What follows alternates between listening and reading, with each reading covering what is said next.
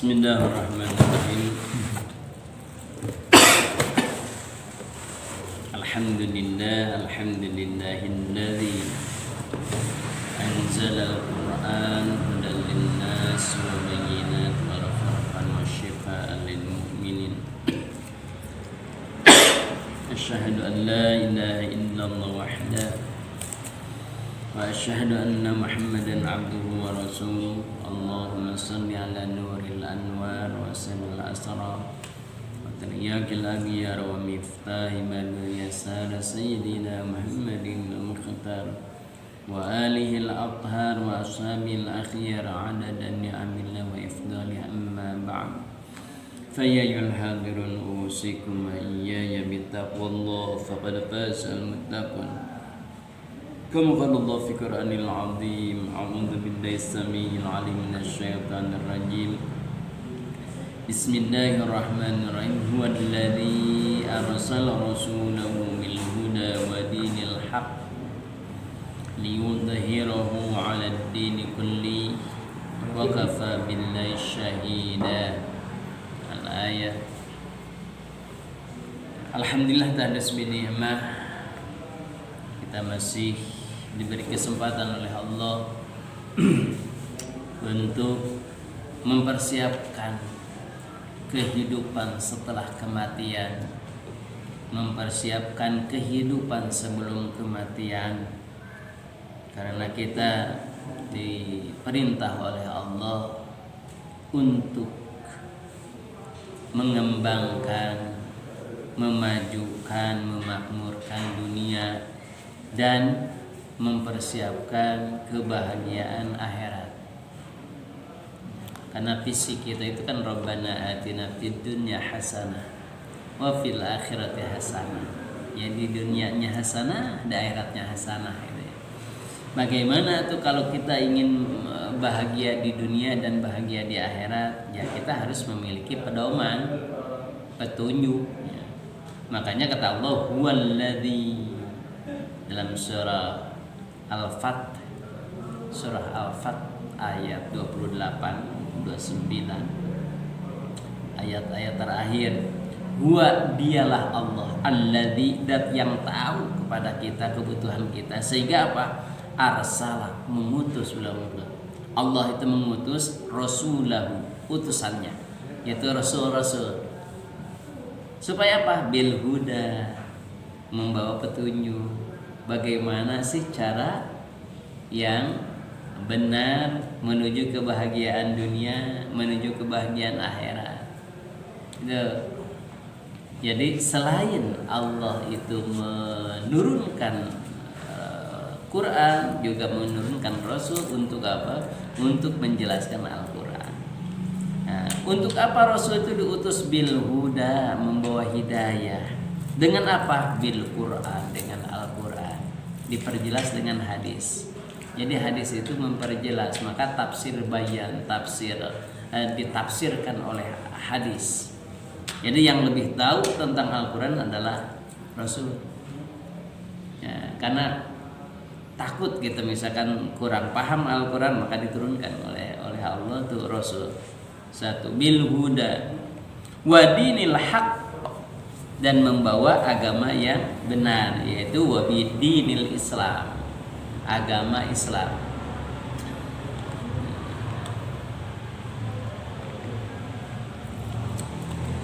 Sebutan Islam itu sebetulnya dari dulu juga disebutkan Islamnya. Wa nahnu lahu muslimun. Nabi Ibrahim juga kan menyebutkan kami ada orang-orang muslim gitu, orang Islam. Hanya mungkin namanya kalau kita kenal, mungkin yang kita kenal itu kalau zaman Nabi Musa itu Yahudi gitu ya, kalau zaman Nabi Isa itu Nasrani atau Kristen ya. Mungkin namanya saja, tapi aslinya mah tetap aja agama tauhid, agama yang hak, agama yang benar. Nah, jadi badinil haq itu bidinil Islam, agama yang Islam. Supaya apa Allah menurunkan Nabi, menurunkan kitabnya? Liyudhhirahu, supaya kita mendapatkan kebahagiaan, mendapatkan kesuksesan didohirkan oleh Allah kemenangan demi kemenangan. Ala dini kulih, mengalahkan semua agama. Jadi agama Islam itu pasti bisa mengalahkan semua agama. Dalam apa? Dalam segala hal.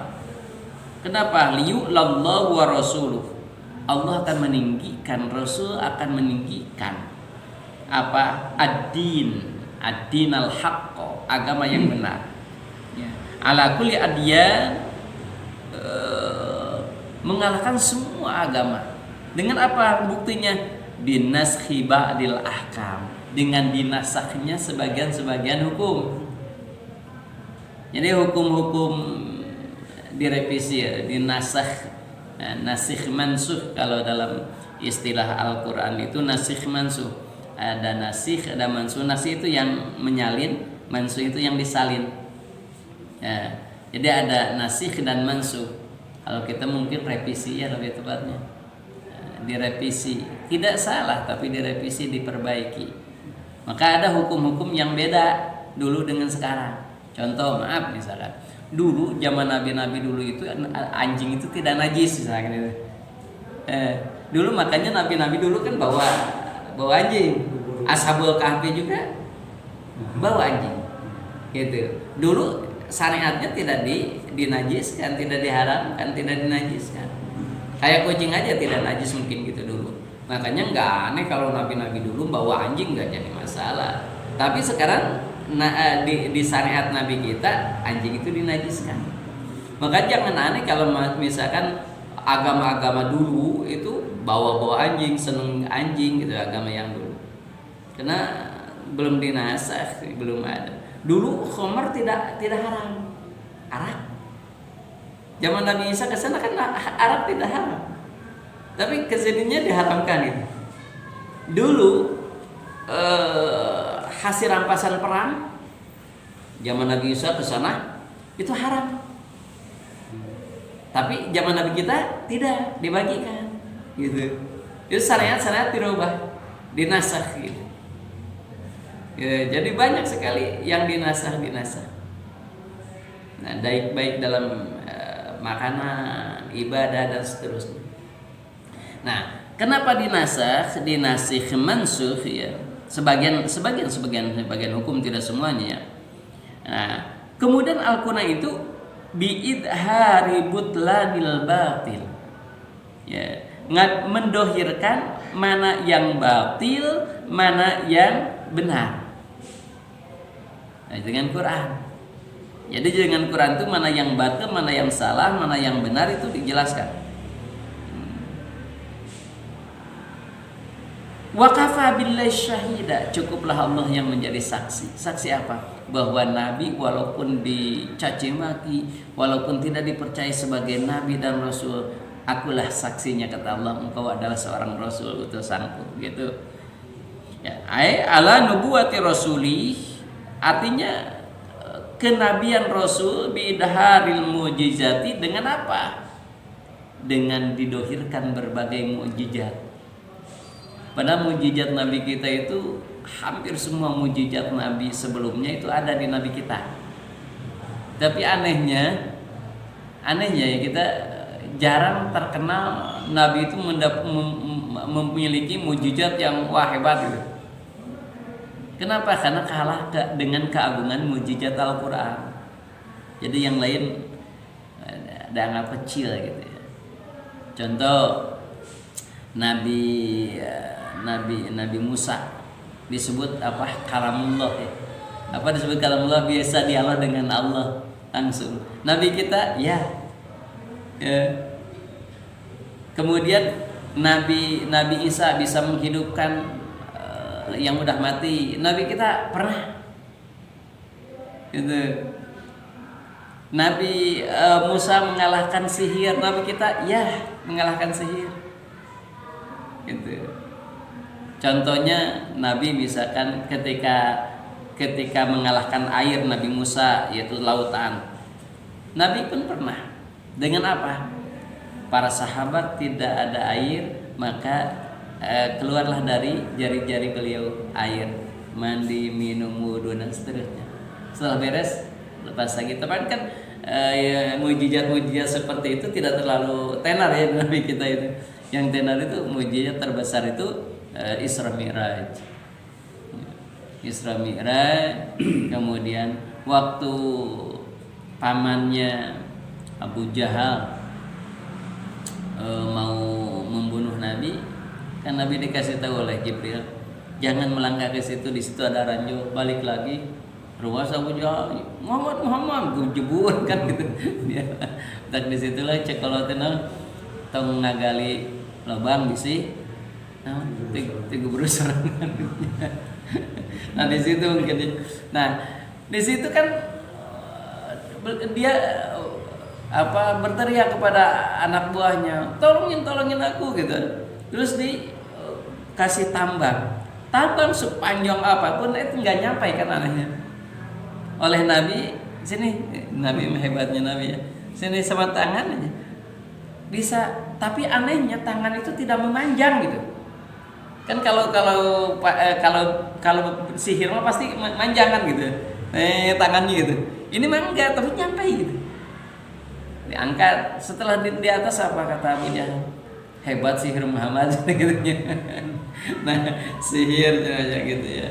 Dulu ya. Nah, banyak sekali kan mujizat-mujizat Nabi. Nah, ini salah satu yang disebut dengan tadi, yaitu waqafa billahi syahida. Cukuplah Allah ya untuk bersaksi, menyaksikan apa kebenarannya Nabi dengan apa? Mendohirkan berbagai mukjizat. Ya. Ya kan Nabi Musa pernah memukul batu keluar air 12 mata air. Nabi mah dengan tangan keluar mata air. Ya. Jadi Nabi itu dengan berbagai mukjizat ya. Siapakah itu? Muhammadur Rasulullah. Itulah Muhammad utusan Allah. Nah, kemudian siapakah yang dianggap umat Nabi? Nah ini, oke. Siapakah yang disebut umat Nabi? Muhammad Rasulullah ya. Satu, walladzina ma'ah. Orang yang selalu mengikuti Nabi. Walladzina, yaitu orang-orang ma'ahu yang selalu mengikutinya. Siapa ini? Abu Bakar. Contohnya gitu aja. Abu Bakar itu apapun yang dilakukan oleh Nabi, dia ingin melakukan sekecil apapun. Sampai beliau pernah bertanya kepada putrinya. Siapa putrinya itu? Fatimah. Ya. Mah, putrinya Fatimah, putrinya Aisyah, putri Abu Bakar, bukan putri Nabi. Putri Nabi itu Putri Abu Bakar. Kan ini salah satu tadi yang selalu mengikuti Nabi itu Abu Bakar. Sehingga Abu Bakar tuh nanya ke putrinya, yaitu Aisyah. Wahai putriku, bagaimana Rasul itu duduknya? Kalau sedang ngaji, ya Abi mungkin ya. Duduk Rasul itu ketika sedang ngaji itu suka gini gitu. Maka beliau duduknya gini, tidak pernah berubah. Katanya, kata Abu Bakar, kalau Rasul ketika duduk biasa gimana? Oh gini. Kalau di masjid biasanya di mana? Semuanya. Sampai kan ketika Nabi memberi makan orang Yahudi saja kan, orang Yahudi, orang kakek-kakek itu yang buta itu, setelah wafat Nabi kan dia yang meneruskan. Jadi inilah yang disebut dengan walladzina ma'ah. Sedikit apapun dia ingin mengikutinya. Pakaiannya, gerak-geriknya, duduknya, cara bicaranya, ingin tuh. Apalagi kalau sunnah-sunnahnya itu udah jelas ya. Nah inilah yang disebut dengan walladzina ma'ah. Maka kalau yang ingin disebut orang-orang yang disebut umat Nabi, ya, satu, walladzina ma'ah. Apapun yang dilakukan oleh Nabi, kita contoh, kita lakukan, uswah. Sampai kan dia bertanya, kalau Rasul makannya senangnya apa? Kurma. Oh, aku juga mau kurma senangnya. Dia berusaha untuk gitu. Apapun itu. Itulah yang disebut dengan walladzina ma'ah. Sampai Abu Bakar kan pas Nabi sudah tidak ada, orang-orang yang ahli Quran sudah wafat, kemudian dengan usul Sayyidina Umar ya, wahai Amirul Mukminin Sayyidina Abu Bakar, kan sekarang orang-orang yang ahli Al-Quran sudah pada wafat, terus gimana? Tolonglah sekarang kumpulkan semua mushaf atau mashaf tulisan-tulisan Quran yang ada di pelepah korma, yang ada di kulit dan seterusnya, di batu dimengumpulkan. Kata Abu Bakar apa? Enggak, karena Nabi tidak pernah melakukan, karena Nabi tidak pernah menyuruh. Itulah walladzina ma'ah, takut sekali, tidak sesuai dengan apa yang ada di Nabi. Tapi dengan logikanya Umar, kalau gini kan lihat gini, maka sampai istigharah, sampai tenanglah, oh iya, sampai dapat petunjuklah Abu Bakar diiyahkan, dikumpulkanlah semua tulisan-tulisan yang ada yang tercecer, belum ada Quran seperti gini, belum, itu tercecer dikumpulkan, itu juga atas usulan Sayyidina Umar. Ini walladzina ma'ah artinya gini, artinya Sayyidina Umar itu takut sekali kalau tidak sesuai dengan Nabi. Apapun yang dilakukan oleh Nabi, wah, maka insya Allah kalau kita juga apapun yang pokoknya sekecil apapun yang dilakukan oleh Nabi, saya ikut. Kenapa? Karena Nabi itu sebagai Rasul, sebagai uswah hasanah. Nah, tetapi dalam hadis itu beda lagi ya. Dalam hadis itu ada yang jibilah namanya, atau perilaku kemanusiaannya itu sebetulnya tidak terlalu yang nggak apa-apa gitu, nggak ikut juga. Contoh misalkan Nabi senangnya kurma, kita tidak senang kurma nggak jadi dosa sebetulnya gitu ya. Nah seperti itu kan, itu jibil lah. Apa artinya sifat kemanusiaan atau arad basyariah ya. Jadi sifat kemanusiaan mah nggak usah, nggak, maksudnya bukan nggak usah ya, nggak dosa gitu ya kalau enggaknya pun gitu. Misalkan pakai gamis, Nabi kan senang pakai gamis, memang orang Arab pakai gamis. Kita nggak pakai gamis nggak dosa gitu maksudnya. Pakai gamis niatnya cinta kepada Nabi itu bagus, dapat pahala pasti. Walladzina ma'ah, satu ya, walladzina ma'ah, ciri orang yang disebut umat Nabi adalah selalu mengikuti Nabi apapun. Salah satunya Nabi tidak akan mengatakan sesuatu kecuali dia melakukan dulu, baru mengatakan kepada yang lain. Ya, enggak gini, ayo tahajud. Nabi sudah membiasakan tahajud, ayo tahajud gitu. Ayo puasa Senin Kemis, Nabi suka puasa Senin Kemis duluan gitu. Ayo sedekah, Nabi duluannya sedekah gitu. Itulah Nabi. Makanya Abu Bakar itu ketika baca Quran satu ayat pahami, amalkan, satu ayat pahami, amalkan gitu. Enggak baca tendor-dor, enggak, satu ayat pahami, amalkan, satu ayat pahami, amalkan gitu. Maka pantas ketalan hafal juga ya. Nah, di bulak-balik. Satu. Yang kedua apa? Walladzina ma'ahu. Yang kedua asyiddam 'alal kuffar. Yang kedua ciri umat Nabi asyiddam 'alal kuffar, keras terhadap kekufuran, kepada keingkaran. Tegas gitu. Tegas. Kalau ada kufur enggak. Maka itulah salah satunya disebut dengan, kalau dalam bahasa ilmiah itu disebut islamisasi sains gitu. Ya, salah satunya islamisasi sains. Apa itu maksudnya? Ya, kan Islam itu disainkan. Artinya apa? Artinya tidak tahayul lagi. Contohnya gitu. Contohnya tidak tahayul lagi. Ada kupu-kupu, wah ya tamu, wah tarak gitu deh ya namanya. Kupu-kupu gitu nya. Ayah ini. Nah itu. Asyiddu, keras, tegas terhadap kekufuran. Ini kufur, ini bid'ah, ini tahayul, hilangkan gitu. Keras. Ini yang menentang Islam, habaq gitu.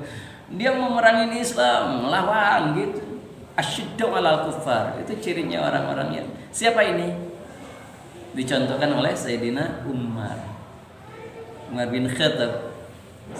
Jadi ada semua contoh-contohnya. Asyiddu 'alal kuffar, Sayyidina Umar kan, ya Rasul, Islam itu benar kah? Benar dong kata Rasul.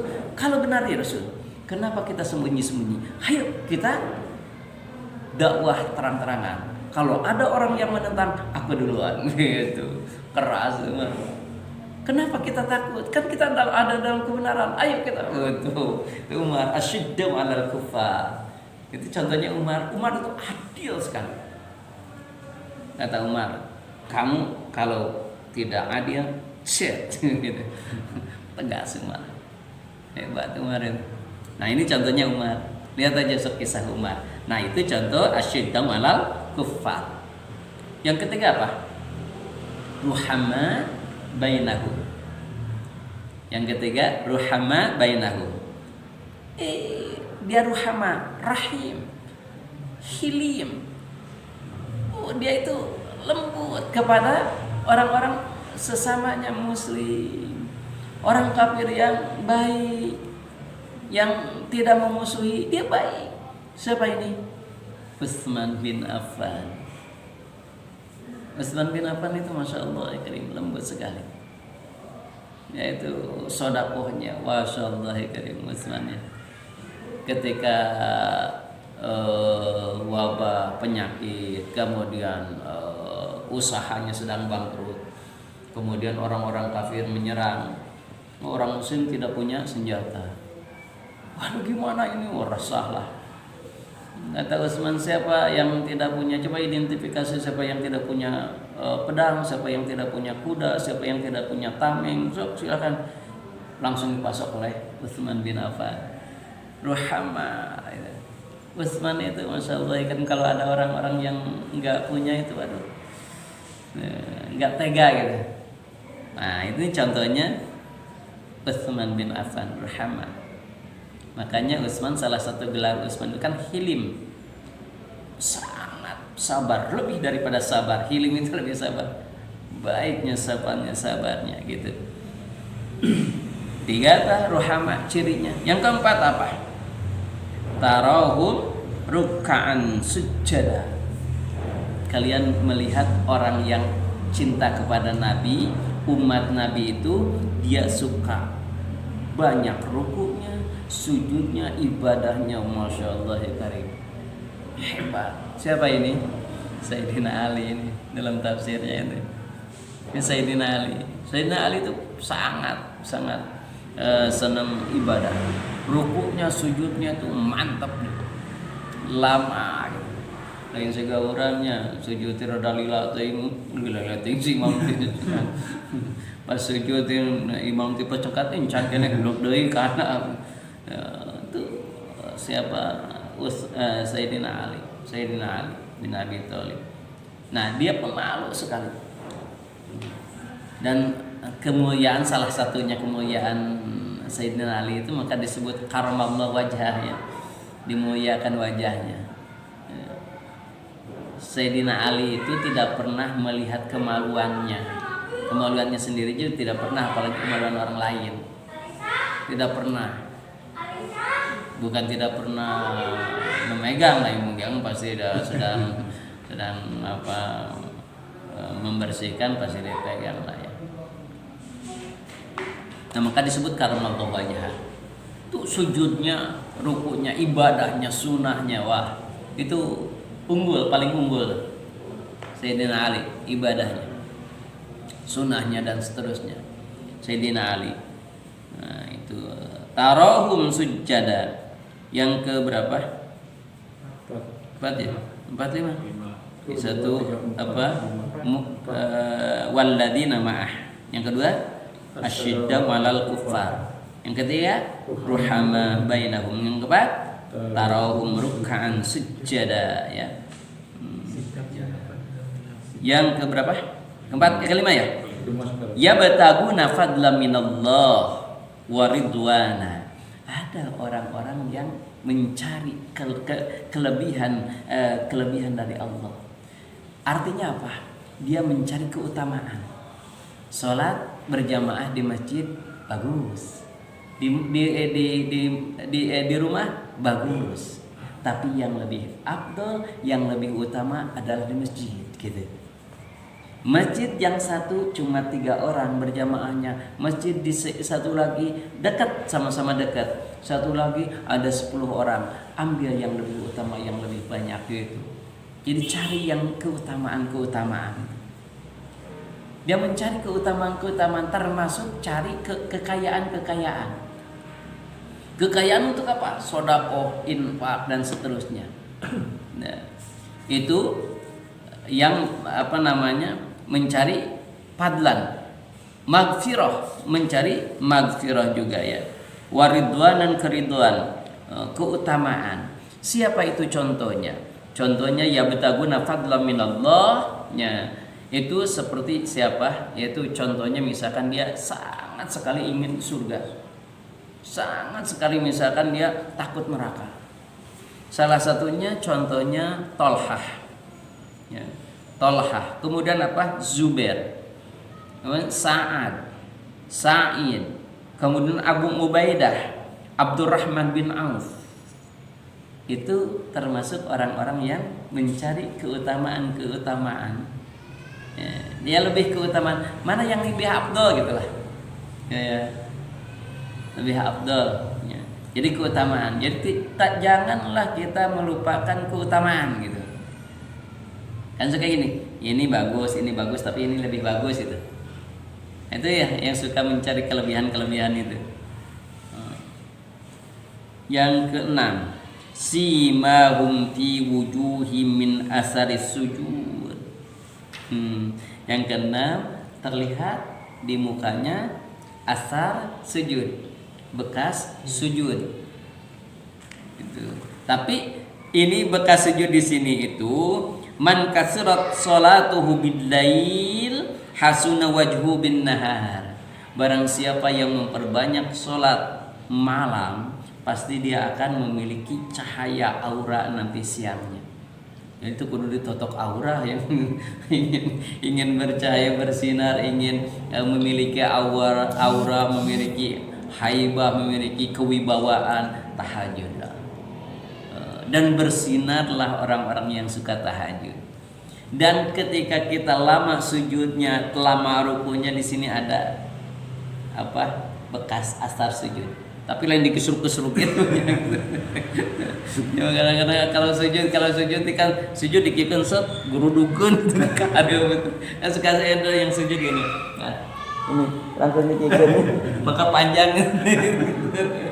Enggak tekace gitu Bang. Atau misalkan enggak pakai sejadah supaya hidung atau didagor kon gedut gitu. Ada hidung. Nah, bukan ini karena lama dan seringnya sujud itu min asari sujud. Tapi enggak terlihat juga enggak apa-apa, yang penting Allah tahu lah kita sering sujud gitu ya. Karena sekarang dengan sejadah apalagi yang empuk-empuk kan enggak jarang sekali pasti kelihatan walaupun lama pun pasti gitu. Kalau dulu kan pastilah karena ya nggak pakai keramik, jarang pakai ini juga kan. Jadi wajar gitu kalau terlihat langsung gitu ya. Kalau sekarang tapi Allah lebih tahu lah ya gitu siapa yang lebih. Tapi yakinlah ketika ada hitam misalkan di sini minasari sujud ya jelas berarti itu minasari sujud ya. Nah, jadi siapakah yang ada apa ciri-ciri bekas sujud itu seperti siapa? Salman Al-Farisi itu. Salman Al-Farisi ya. Kemudian siapa? Bilal ya contohnya itu. Ya, kemudian Suhaib ya. Itu banyak. Bekas gitu tuh karena gesekan fisik dengan fisik gitu. Kayaknya gitu ya. Atau memang dampak daripada ketakwaan? Tergantung misalkan gini. Jadi min asari sujud di sini itu bekas atau asar sujud itu kan banyak. Kadang-kadang di lutut, kadang-kadang ini, tapi di sini disebutnya wajahnya. Kalau wajah kan biasanya di sini ya. Nah, ini tadi betul ya, mungkin karena gesekan ini dengan ini kan orang lecet lah gitunya. Kalau sering sujud kan lecet. Mungkin itu ya. Kemudian itu mungkin betul ya tadi disebutkan, oh karena ketakwaan. Ya kalau orang yang takwa pasti memperbanyak sujud, memperbanyak ruku. Gitu ya. Jadi bukan hitamnya sih sebetulnya Pak Dirnya, tapi ketakwaannya itu yang paling utama. Walaupun tidak terlihat mungkin gitu ya, karena ada yang apa? Ya tadi gesekan yang nggak terlalu keras misalkan, walaupun lama atau sering tidak terlihat, itu ketakwaannya itu yang dilihat oleh Allah. Makanya tadi mungkin saja karena kita misalkan tidak apa ininya, tempat sujudnya tidak keras, walaupun lama sujud tidak terlihat, itu dilihat oleh Allah, ya udah minasari sujud pasti ada. Gitu. Ya. Sejadahnya lembut, Sejadahnya lembut. Ya, sekarang mah sejadahnya lembut ya gitu ya. Gitu ya. Nah sebetulnya itu juga sudah diterangkan oleh Allah ya, yang barusan si mau ujung pi asari sujud deh ya.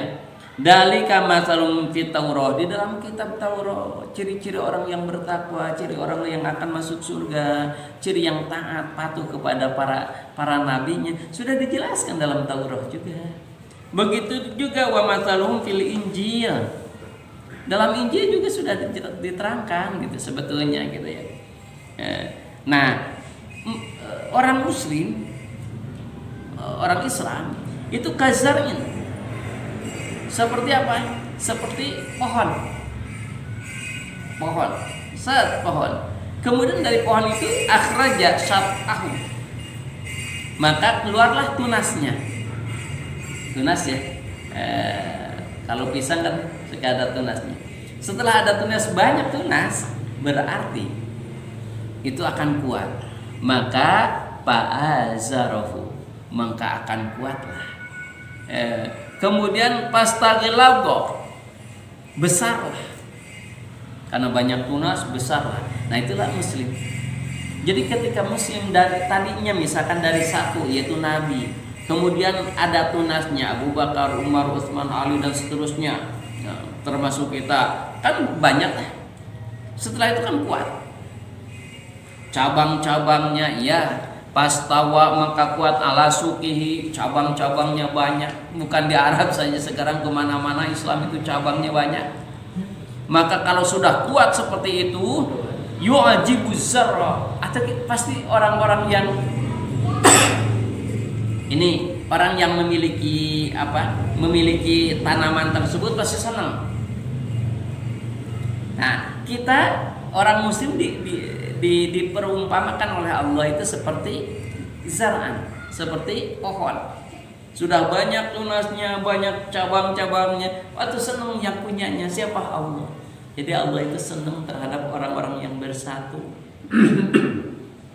Ya, bersatu, ngararium, bertunas itu cabang-cabang memperbanyak.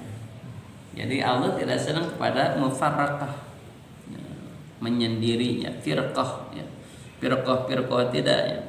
Tetapi sebaliknya liyagidha bihimul kuffar. Sebaliknya orang-orang kafir tidak senang kalau orang muslim bersatu, orang muslim besar, orang muslim terus bertunas, orang muslim terus berkembang, tidak senang. Makanya terus saja diobok-obok orang muslim itu, dipecah-pecah. Dan memang kata Nabi, memang orang muslim pasti akan sampai 73 golongan lebih. Tapi itu bukan hanya muslim saja, orang Nasrani juga ada 72 golongan. Orang Yahudi 71 golongan. Jadi bukan kita saja, tapi kita mah kelihatan gitu. Kalau orang-orang yang seperti Nasrani, Yahudi tidak kelihatan, padahal mereka juga sama. Ada firqah. Kata Nabi pasti semuanya ada firqah. Nah, makanya kita tidak boleh karena adanya firqah, adanya perbedaan, jadi kita itu tidak bersatu. Perbedaan itu sunatullah ya. Sudah hukum Allah, perbedaan itu. Nggak mungkin kita akan sama semuanya, nggak mungkin. Pasti aja ada perbedaan. Justru kalau perbedaan itu ketika kita sikapi dengan toleran, dengan tasamu, Dengan menghargai orang lain, insya Allah kita akan justru lebih kaya, beragam gitu ya. Nah, itulah ciri-ciri orang yang disebut termasuk umat Nabi. Jadi kita jangan mengaku umat Nabi kalau belum ada 6 sifat tadi ya. 6 sifat tadi. Sifat yang dicontohkan oleh para sahabat ya. Abu Bakar, Umar, Utsman, Ali, Bilal, Salman dan seterusnya. Itulah ciri-ciri orang yang umat Nabi yang dijamin oleh Allah, dia yang akan bersama dengan Rasul. Kalau dari yang 6 itu cuma 1 dimiliki juga. Ya lumayan. Kan tadi juga 1. Mana 1? Lima sudah ada. Mana 1? Jadi ya gitu. Ada 1 aja udah alhamdulillah. Alhamdulillah ya gitu. Berarti sudah ada ada perwakilan. Jadi artinya kan para sahabat tuh ada memiliki keistimewaan. Wah, Abu Bakar mah senangnya mengikuti Nabi itu seperti ininya. Kalau Umar mah senangnya ininya gitu. Jadi versi-versinya gitu. Kayak Umar mah kan lebih ketegasannya, keadilannya itu Umar. Itu yang tadi Ustadz itu yang pokoknya ya, yang punya utamanya ya. Padahal sebetulnya banyak yang lain-lain gitu ya. Iya. Kecil, gitu ya. Iyalah gitu. Hanya ini ciri-ciri ya, nantinya lihatnya gini aja, bagaimana karakter Abu Bakar gitu. Bagaimana ibadahnya Abu Bakar gitu. Bagaimana ibadahnya Umar gitu. Itu sebenarnya sudah mewakili gitu. Asal bisa dipahami ya, kalau misalnya ciri sujud tadi itu adalah kiasan itu. Jadi yang dimaksud itu bahwa akhlaknya jadi makin baik gitu. Perilaku makin baik. Ya. Itu ciri sujud yang sebenarnya itu bukan ciri fisik gitu. Ya. Ya, karena tidak setiap orang bisa membekas kan. Iya. Kalau menurut saya nih tergantung kulitnya. Iya. Ada kulit yang gampang membekas, Iya. yang enggak. Ya. Asar itu kan tadi bekas. Makanya kata ulama, kalau orang belajar kemudian tidak ada bekas, itu kan enggak manfaat. Orang yang sujud, apa sih inti dari sujud itu? Satu, dia tawadhu. Ibadah. Dia tawadhu kepada Allah. Dia tawadhu kepada yang lain. Dia tidak merasa dia lebih, muka yang dihebat-hebatkan dia sucurkan ke bawah, pantat yang biasa disembunyikan dikaluhurkan. Wah gitu. Jadi ketika itu dia berserah diri benar-benar kepada Allah dan seterusnya. Itu betul. Memang inti dari Islam itu kan arkanul Islam itu ya, arkanuddin itu kan 3. Itu Islam, iman, Islam dan ihsan. Kalau iman itu nanti dalam keilmuannya disebut ilmu akidah atau tauhid. Keimanan, tauhid. Kalau Islam nanti ilmu haliyah, ilmu fikih, praktek ibadah. Kalau ihsan ilmu akhlak, tasawuf. Jadi intinya 3 ini harus iman, Islam, ihsan. Intinya ihsan. Makanya akhlak itu paling utama. Akmalul mu'minin ya, imanan ahsanuhum khuluqan. Orang yang paling sempurna imannya adalah yang paling baik akhlaknya. Jadi tidak akan baik imannya kalau akhlaknya tidak. Jadi efeknya asar itu bekas, bukan bekas ya, ini juga iyalah bekasnya ya di jidat ya, tapi bekas di situ lebih bagaimana efek setelah sujud itu bagaimana. Justru kalau saya ada bekas gitu membahayakan, Ustaz. Bisa jadi hatinya itu. Lebih baik nggak ada. Pas ngaca bangga, saya ibadah. Ya. Nah, jadi malu pada dia. Bisa jadi ya, bisa jadi. jadi. Membahayakan. Bahaya. Jadi rian. Iya. Lebih baik. Tapi ada juga orang yang memang dia nggak ria misalkan. Kecuali kalau kuat hebat ininya keimanannya. Gitu ya. Nah, jadi ciri-ciri orang-orang yang benar-benar itu hebat ya. Maka coba cari akhlak-akhlak.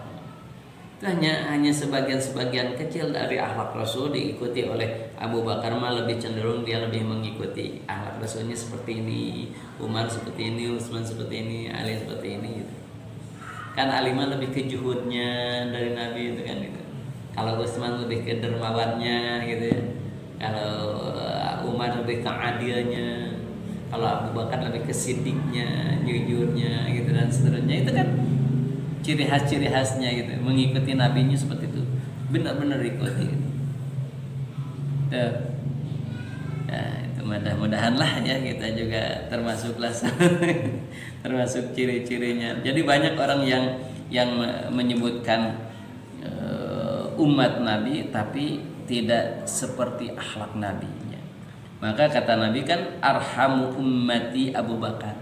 Orang yang paling rahim di antara umatku adalah Abu Bakar. Yang paling hebat imannya adalah Abu Bakar ya.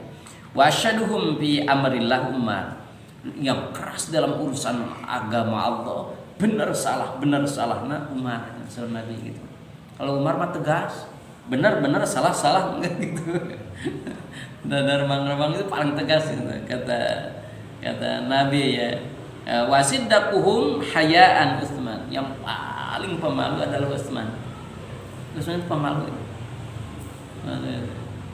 Makanya Nabi kan ketika duduk ini kelihatan sama Umar, datang Umar enggak dibenerin. Kan Nabi pemalu Nabi. Enggak apa Umar. Diam pas Utsman datang itu. Kenapa ketika Umar datang Abu Bakar datang enggak ditutup? Karena sekarang Utsman yang pemalu itu datang, maka Allah juga malu, saya juga menghargai Utsman gitu. Padahal yang hanya segini gitu. Utsman itu pemalu. Al-haya minal iman. Malu itu sebagian daripada iman. Coba ada budayakan malu ya. Jadi kadang-kadang kita makanya malu itu ketika hal-hal yang tidak proporsional. Padahal malu itu bagusnya dalam al-haya minal iman itu, haya itu sebagian daripada iman. Ini mau ngambil tidak punya orang lain, oh malu gitu. Ya, kalau budaya kan malu saja, insya Allah ya, baiklah orang malu aja. Utsman kan membudayakan malu. Kalau kita madu, masya Allah, tos korupsi wae kan, gedadah gitu pasti. pakai apa? Pakai baju kuning oranye gitu ya, atau gedadah gitu. Jadi baris senyuri dada itu gaya gitu kan. Itu tidak ada budaya malu. Padahal al-haya minal iman. Malu itu sebagian daripada iman. Pakai celana pendek malu. Utsman pakai gitu dia sedikit malu. Ingsa orang mau ke sakit gendut jalan-jalan gitu. Kalau kelihatan ini malu pakai cadar ya, pemalu ya. Itu al-haya minal iman. Nah, itu dua ayat terakhir ya. Nah, kemudian wa'adallah, maka Allah menjanjikan kepada yang barusan, yang sifat-sifat yang barusan ya. Dengan apa? Walladzina amanu wa amilus solihat, yaitu orang yang beriman, dianggapnya orang tersebut orang yang beriman, wa amilus solihat, dan orang-orang yang beramal soleh, solihat, beramal soleh ya. Minhum, maka mereka itu maghfiratan, maka Allah akan mengampuni dosa-dosanya kalau melaksanakan yang barusan gitu ya, ciri-ciri yang barusannya. Wa ajron 'azima, dan Allah memberikan pahala yang besar. Pahala itu sebetulnya bukan hanya akhirat saja sih, dunia juga bisa jadi. Dimudahkan oleh Allah semuanya di dunia. Dan di akhirat apalagi gitu ya, tempat tujuan kita. Itulah maghfiratan wa ajron 'azima. Maghfirah, ampunan. Kenapa? Karena kalau kita datang kepada Allah sambil masih banyak dosa, waduh malu sekali. Tidak akan masuk surga lah orang masih berdosa kan gitu. Makanya orang-orang yang masuk surga adalah orang-orang yang sudah bersih, suci gitu. Tidak, makanya ampunan itu yang paling utama. Makanya kenapa istighfar itu bukan hanya untuk orang-orang yang berdosa, tapi itu perilaku atau perbuatan kebiasaan para nabi. Nabi siapapun mulai Nabi Adam sampai Nabi kita itu membiasakan istighfar. Jadi dikira oleh kita itu istighfar itu untuk orang-orang yang berdosa saja, enggak. Itu perilaku para nabi itu istighfar. Makanya Nabi kan sering kita dengar ya, Nabi dalam hadis, Nabi itu kan istighfarnya, taubatnya itu minimal seharinya 70 kali, rata-rata 100 kali. Nabi. Jadi padahal Nabi sudah kalau punya dosa sudah dimaafkan oleh Allah. Tapi beliau istighfarnya, masya Allah. Ada orang merubah dosa istighfar 3 kali yang sholat di mana yang curus sebelum berbanyak gitu ya. Kualitasnya beda kali Ustaznya. Iyalah. Kita mungkin kalau baca 70 kali mungkin bisa ya sebentar ya. Tapi mungkin enggak ini Dengan enggak membekas ya. Enggak membekas Enggak ada gitu. asarnya. Enggak ada min asaril istighfar gitu. Asaril istighfar itu yang paling utama. Setelah istighfar kan, oh ya Allah. Nah, kan orang-orang yang ciri orang yang taubat itu kan apa? Dia menyesal, tidak mengulangi lagi, gitu. Ajam niat dalam hati, pokoknya saya tidak akan menghentikan dosa tersebut. Ini itu min asari istighfar. Cirinya gitu. Ya, silahkan. Masih ada pertanyaan enggak? Ngomongin soal 2 ayat aja cukup.